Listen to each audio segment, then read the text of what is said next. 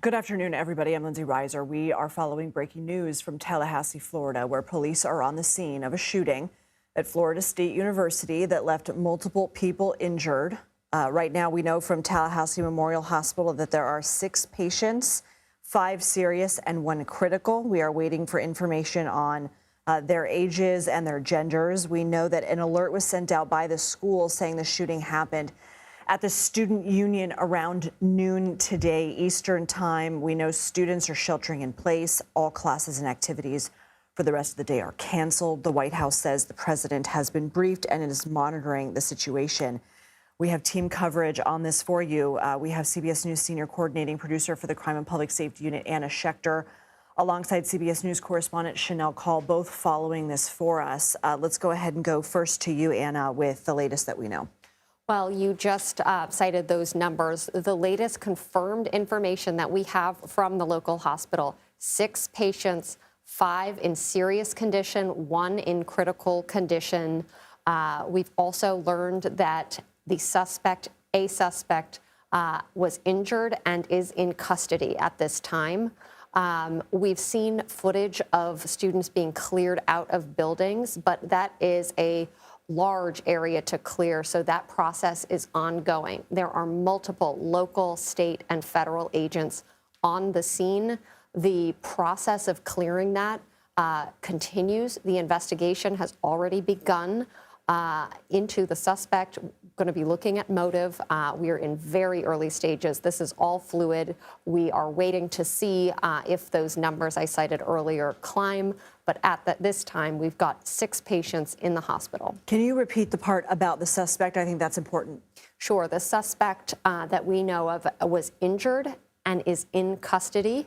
And investigators now are going to develop a timeline looking at the minutes, hours, days, and weeks leading up to the shooting. So they're looking at motive. They're looking at how the individual obtained the weapon. And then, of course, exactly how this individual carried out the shooting. There are already eyewitness testimony coming in about hearing shots, hearing multiple shots around noontime at the student union at Florida State University. So obviously, police are going to want to get in touch with all those people who are posting, talking to local news organizations about what they saw and what they heard. This is all part of an investigation, and police do not want to corrupt that investigative process that will be part of a prosecutor's case that they will build against that suspect. And that shelter-in-place order is still in place, right? Can you tell us what happens during a shelter-in-place order at a major university like this? Absolutely. The order was to stay in your room, barricade the door, lock the windows, do not move from the place that you are in at this time. What happens in a university like this, you have multiple dorm rooms, classrooms, and what police will do is they will go room by room and clear each room. What does clear mean? They have to determine whether there is no other threat. That's part of the clearing process. They will have students, faculty, and staff raise their arms, sometimes even lift their shirts to make sure that nobody else has a weapon. And with their hands up, they will exit the room. And then if they're on a higher floor, they will descend the stairs, and there will be multiple law enforcement officials at every place to kind of guide a line of people slowly walking out. It's very important for students, faculty, and staff not to run to create a situation of chaos, because that could lead to another tragedy. So far, what I have seen from footage there, students and staff are following those directives. I know that for anybody who might just be joining us, we are following breaking news of an active shooter situation at Florida State University in Tallahassee. I know that you are about to go continue to research and see what else you can find and confirm. Can you just please, again, just go through some of your top lines? Sure. The top line is the suspect was injured by law enforcement, is in custody at this time, likely being questioned already by investigators. There are 6 patients who were injured being treated at a local hospital. 5 are in serious condition.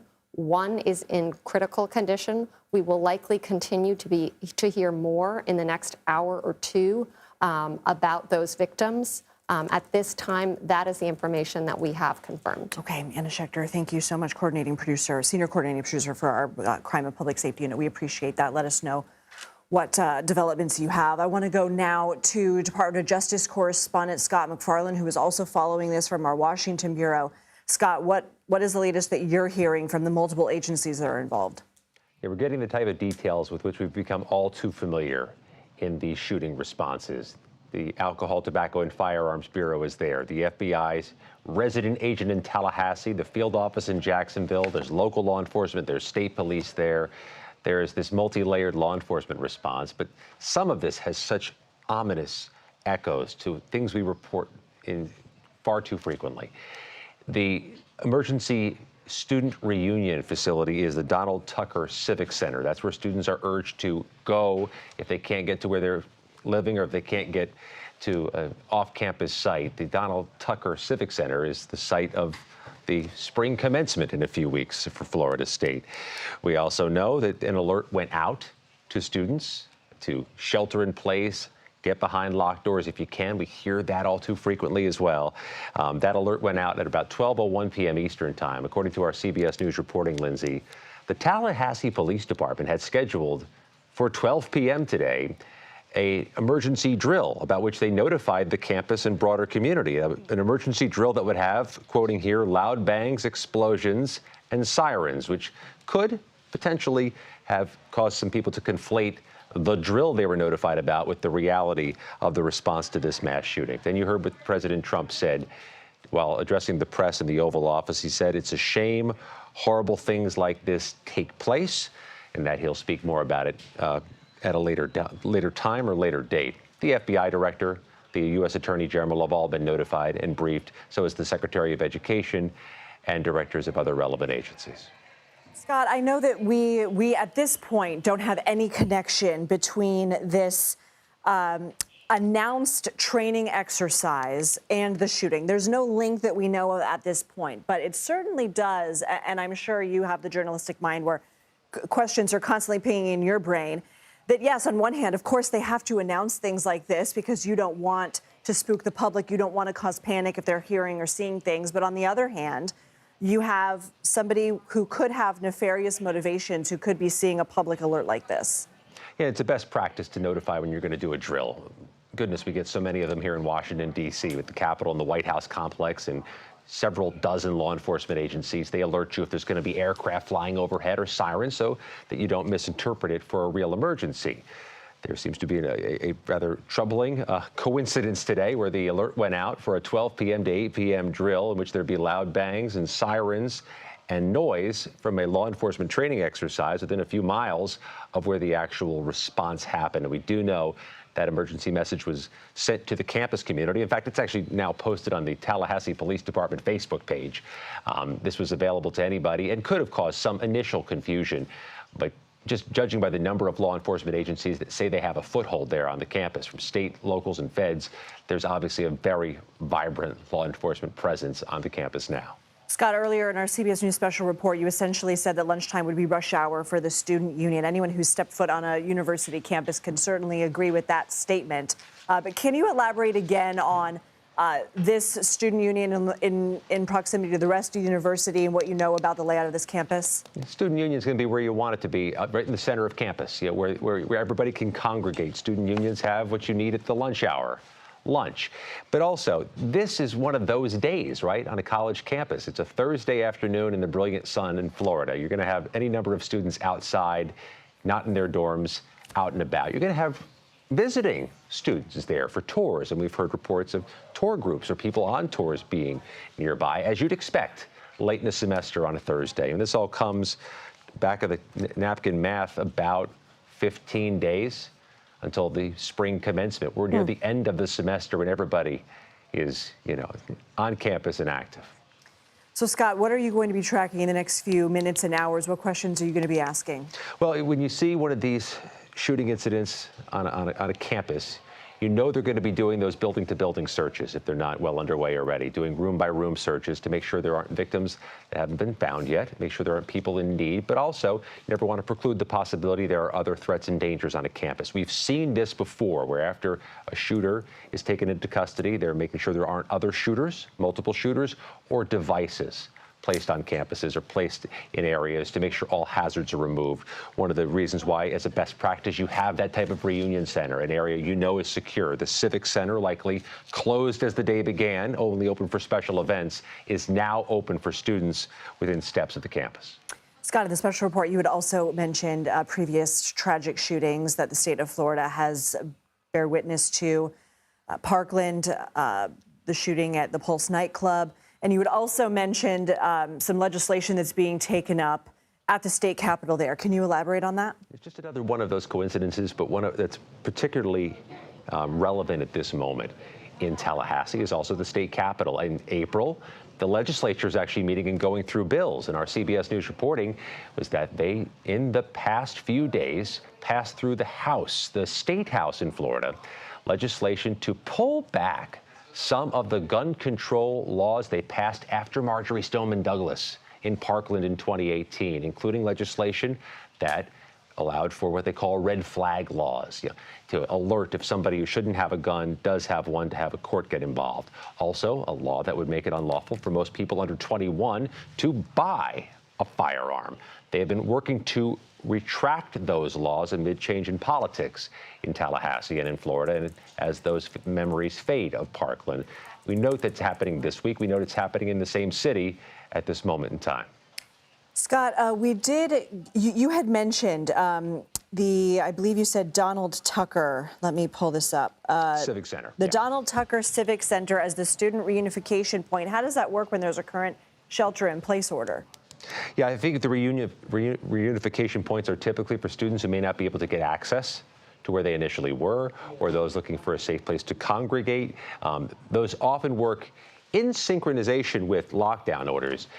Can't speak to the volume of people going there, but the public announcement was noteworthy. And so, too, are all those alerts, aren't they? You hear about these alerts that go out to people's phones in a way that we never had when we were college age. You can get things, instantaneously. Those types of alerts are so imperative, and it's one of the reasons why you also want to notify people if you're going to do an emergency drill so they don't conflate reality with the drills. This type of communication is a best practice, which sadly, Lindsay, is something you perfect in a nation where there are so frequently mass shootings. All right, Scott McFarland, we know you're going to continue to dig. Let us know when you get new information. President Trump was briefed, as I mentioned, on the FSU shooting. He addressed the shooting in the Oval Office a short time ago. Let's listen. Thank you very much, everybody. And I've been briefed on the Florida State University, Tallahassee active shooting. I guess it's an active shooter. Fully briefed as to where we are right now. It's a shame. It's a horrible thing. Horrible that things like this take place. And we'll have more to say about it later. CBS News correspondent Chanel Call also following this story for us. For anybody who might just be tuning in, Chanel, what do we know? So let's talk first about the shooter. The alleged shooter we now know is in police custody. We also know that this person was injured during the incident and they are now in a hospital. But that doesn't mean the situation is over and under control by any means. I mean, the school is still in a lockdown this hour.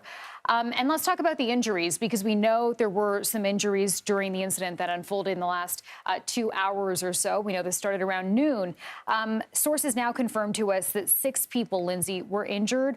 5 of them, I should say, are in serious condition. 1 is in critical condition. And that number, 6, it also includes the shooter. As for what's happening here on campus, I want to talk about where this all took place. We've been talking about the Student Union building, which is where this all began. And as you can imagine, this is a vibrant part of campus, a lot of activity, especially at the noon lunch hour. It's sort of in the heart of campus. And even though we know now the shooter is apprehended, campus is still very much under lockdown. We know there are a suspected shooter in custody. We don't know if there's anybody outstanding that police are still looking for. We do not know if there are multiple people involved in this. We just know at this point, officials are saying that one shooter, they believe to be the shooter, is in custody. And you can see through our video there on the scene that there is a massive response. I mean, we're talking about a really huge campus, Lindsay. This is 500 acres. So when you look at the response here, it makes sense. I mean, we're looking at campus police, state police, FBI, and as you heard Scott say, ATF also now heading to the scene. I want to read you the last message that I saw from FSU. They just sent this out saying, continue to shelter in place. Law enforcement is actively clearing rooms on the main campus. Law enforcement officers will use the safe word Seminole to confirm it is safe to open the door. Continue to shelter in place until law enforcement contacts you. And this is something we've been talking to Anna about as well. When you see those images of some of the students walking out in those lines with their arms in the air, they're being filed out in a really careful fashion. We don't want to, really have any more chaos ensue on campus. And so that's what we were looking at earlier, those students being escorted out as law enforcement now clears some of the rooms on campus. As you can imagine, activity now is on hold. So we know all classes, all activities that were planned on campus today, those have been canceled.